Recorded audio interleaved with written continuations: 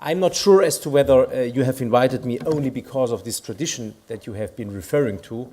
or as to whether there were other reasons as well. In any case, it's a pleasure for me to meet you, and I hope that I can give you some ideas from the time where I was a rapporteur, co-rapporteur, together with my colleague from Italy, Amalia Sartori, on the globally harmonized system. That is all a topic that you have been working on in the last years. Now, as you have mentioned, Mr. Bender, I think I've been invited to give some thoughts from the Parliament as one of the legislations institutions in the European Union on how to get in touch with consumers and how to inform consumers correctly. But I think, honestly, that you may have much more experience in that, and you may be much more sensitive about the problems that consumer-related information nowadays sees as or has as problems. Because a global outreach for companies, as you are here in the room, at least a lot of you, is becoming more and more difficult because consumers in a globally harmonized production world lose in a certain way a direct contact with the products they buy, they purchase every day. And that leads to a situation where consumers in the end have a reaction only to a mediatic overkill where every week there is a new incident with a product that they have heard about or that they have purchased. And in such a surrounding, in such an atmosphere, to find the right way to correctly inform consumers about inherent risks and hazards of products, I think is a big challenge. And therefore we have to get it right. And I can only refer to what we have done some years ago when we were drafting and finally deciding about this regulation that is applied all over Europe nowadays. Now, I think in any case, and that is bringing me to the slides that I've been preparing for this afternoon, I think that what we want to achieve by enforcing citizens in the consumer policy area is to make sure that these consumers, from whatever education level they may come from, are able to make informed choices.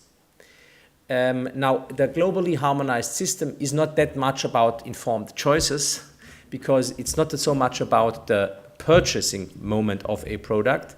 but the information to consumers within the globally harmonized system is more about the moment where you start using what you have purchased. And I think in this context, we have had a lot of help and serious support from a lot of stakeholders, not only the industry and consumer associations, but also from people working in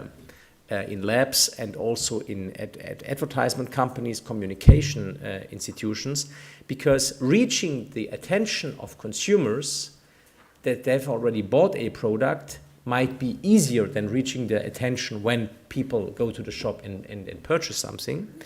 But it is nonetheless very difficult to attract the attention to those symbols, to those diagrams that have to be put on these products in a way that consumers very easily understand and also very easily can follow the advices that are brought to their attention via these diagrams. I don't know how you and your companies judge the effort that we have done some years ago to implement this globally harmonized system, but what I have heard from those who have been working with that is that they have been rather satisfied with the level of flexibility this legislation has given to those people that are trying to apply it and to adapt it to the needs of those who produce specific products within the basket of A.I.S.E. But also in the same way giving a clear direction for those who want that we have a uniform system of information all over Europe on specific risks and hazards that chemical products can bring to consumers. And when I was listening to Ms. Senker, I think it is also noticeable that informing consumers is also a key priority for industry. For sure, especially because you want to avoid any incident that will bring a negative added value to your mark, to your brand, to your product. And I think a lot is being done by the business too, such as the safe use icons or the Clean Right website that you have just presented here, which provide guidance to consumers that really want to have an added value when they see the signals and want to better understand what is behind the meaning behind them. But nonetheless, I think that the information that is communicated to consumers is that broad in the meanwhile and can take that a variety of forms that it is very difficult for the legislator to find the right way to reach the full attention of consumers in the moment where they definitely have to get it. And it is not only a problem for the detergents industry or for other areas of industry that your association is representing. It is a problem that we are faced with in Europe all together. This is not only a problem for business, it's also a problem for consumer associations, but also for politics in general, because the whole bulk of information that consumers nowadays are confronted with makes it very difficult to get that outreach that politicians want to have for their own area, that companies want to have for their own products, and then consumer associations want to have for their own issues. And therefore, in a certain way, and that brings me a little bit to the next year's political debate about where Europe should be going, and that will be the moment when we will discuss that in the upfront to the European elections. The question will be, how can we take on our way all those citizens, which are normally also consumers, that want to understand the complexity of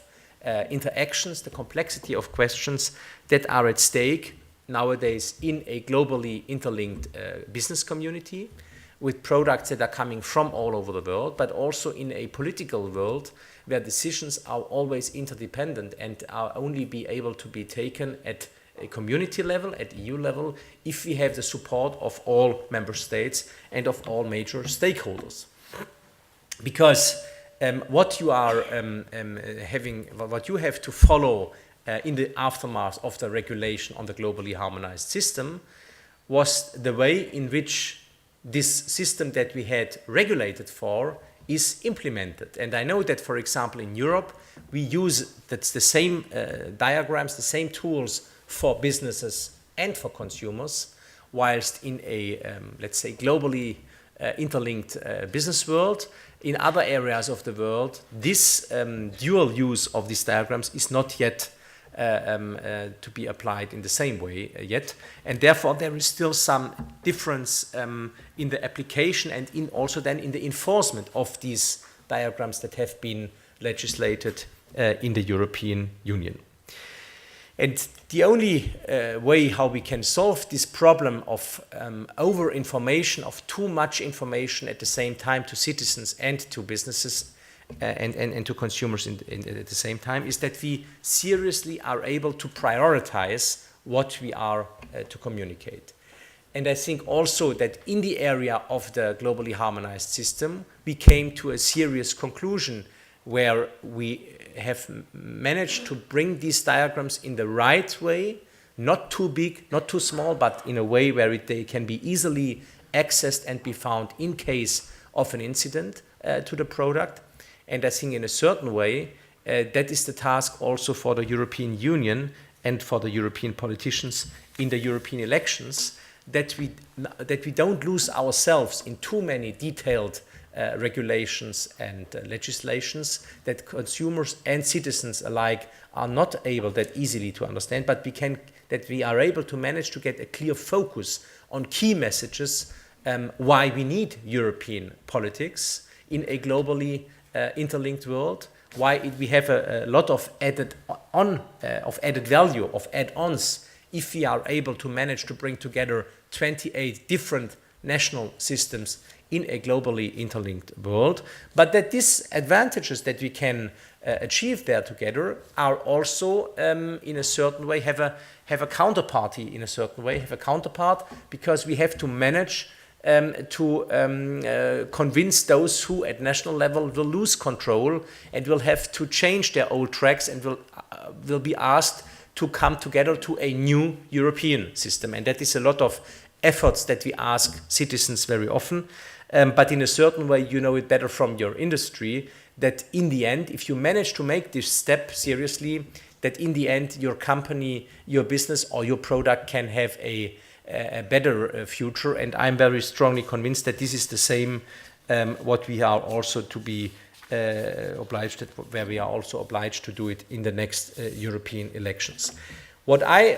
for politicians is much more difficult is that we don't have that clear directions how to fix our information on specific products, that we don't have the same studies about consumers and their behaviors when they are using these products.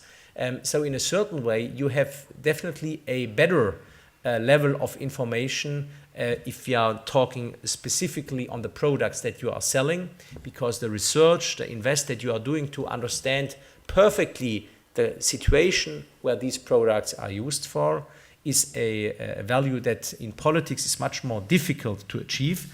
And therefore we have to help ourselves with easier tools for communications. And it will be in the end also to you as European citizens to decide as to whether we have managed to find the right arguments, the right informations that you wanted to have. To conclude, ladies and gentlemen, I think that this meeting of you as the industry representation for detergents and other chemical related businesses from all over Europe is a perfect moment to tell you that I think that what we have achieved with the legislation on the globally harmonized system has in the end met those interests of the business world that wanted to have a quick solution after we had at the international level the agreement on the globally harmonized system, a quick introduction into the European market that has perfectly worked out. And I think the solutions that you have been able to present, Ms. Zenker, are showing that you have been able to transpose, to implement that what has been done with the legislator into your business practices. And I do hope that consumers in future, I think they are not yet totally used to these new signals, consumer can take full use of these new informations and will therefore be able to manage the use of these products much better than before, and will understand more easily what can be done in a situation of a misuse or bad use of a product that is labeled in a way that we have been legislating here. And that could be an example, if you agree with that conclusion, that could be an example how we can explain to those who work within companies like those listed here in the participants list, and they are not the smallest ones, to be honest. Even Deleuze is, I could read them all now, but by hazard I was falling to Deleuze. That we at least manage to inform those who work for companies like those companies that are listed here, to understand what their added value from the European legislation is. That there are working places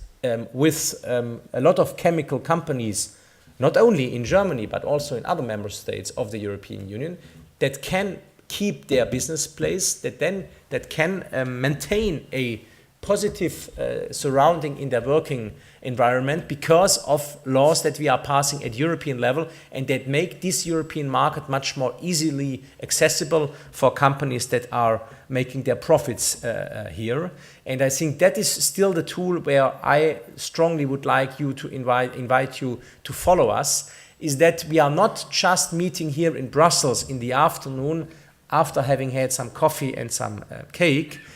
which is very nice, and I want to thank you again for that, but that we communicate also within the companies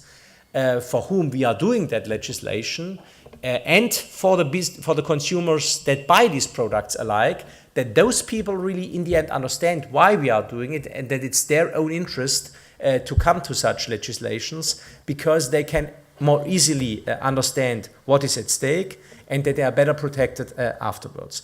So if this traditional, as you have said, Mr. Bender, invitation of members of the Parliament or the Commission alike, and I'm sure that there are also representatives of the European Commission to your meetings, are helpful, then I think we would definitely wish from your side that we are managing together to not only to fairly implement the regulations that we have been voted,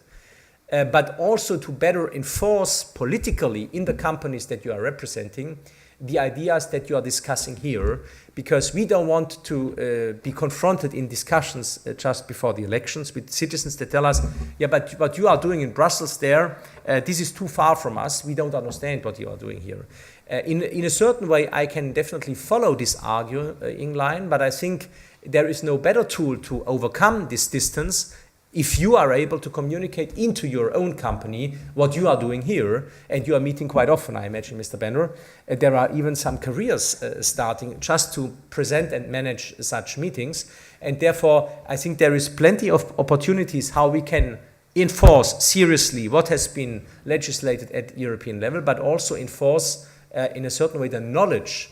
why we are doing that and why you are having such a strong interest to consult with the Commission, with the Member States, and also with the European Parliament, so that we get it right. And I think the globally harmonized system, in a certain way, is an example where we have got it right. And therefore, I think it's a tool that we can use all. In this sense, ladies and gentlemen, I'm very pleased that you took the time to listen to me, that you have been following my ideas, at least as I have been able to understand it from this place here. I wish you a very successful meeting. And I hope that in case of new regulations in the area of chemicals, and I think there will be no doubt that there will be new proposals in any legislative term, I hope that we can manage again, in the sense as we have been able last time, to bring together the interests of consumers and of businesses alike in the way as we have been able to do in the area of the globally harmonized system. And if we can do that, this shows that at Europe there is still a lot of possibilities to come to serious legislations that serve in the end consumers and businesses, and that's what we want to achieve. Thank you very much.